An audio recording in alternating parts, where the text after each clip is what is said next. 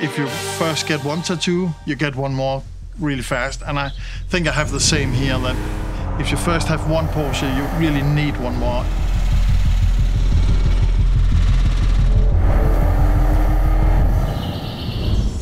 My name is Bruno Jakobsen. I'm an architect and I live here in the forest together with my family, and I'm the founder of the Nordic Barnhouse Project. We chose moving out here mostly because of the kids. It was about giving the kids something that we couldn't give them in the old house. We needed a change. We built closer and closer, and we built higher and higher, and still we're getting more disconnected to each other. And what happened when we moved out here is we got much more connected to neighbors, much more connected to each other, and much more connected to the nature.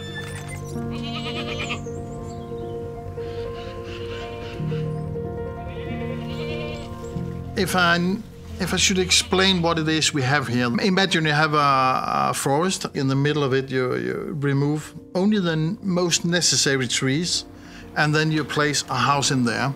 That gives you the feeling that the nature is so close to you that you can touch it from the house. And it's a place where you completely relax when you arrive. It's still tied in the architecture, but it's cozy and it's warm. You get that special feeling right away when you arrive.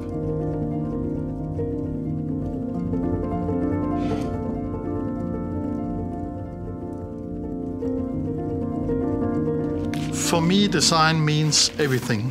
It's so important that we always think about design in so many ways. I have always had that love to doing things differently and do them most of all right.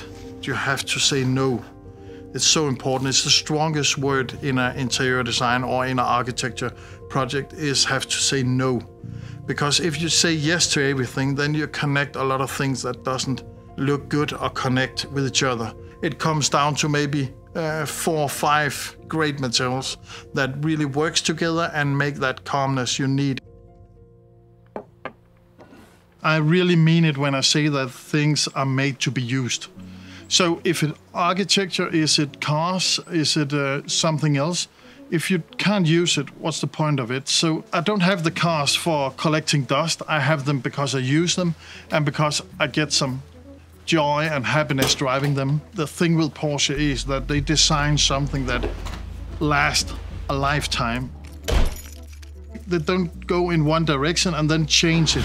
So you have that iconic design that keeps on. And if you see a 911 from the 60s and you see a 911 from now, you can recognize it right away, the iconic shape. And they have always a certain way of work with design and materials together. And I think that is really something special. Always have that dream that I could sit in my house and look across the country yard and see the classic lady holding there, smiling with her eyes and a little bit shiny flare in the front hood. And that was the start of the Barnhouse Box. A box where I put my car, but it's also a box where I get a cup of coffee or meet with some friends that have the same passion about the brand. So it's not just a garage, it's not just an art museum, it's more than architectural aesthetic man cave, you could say.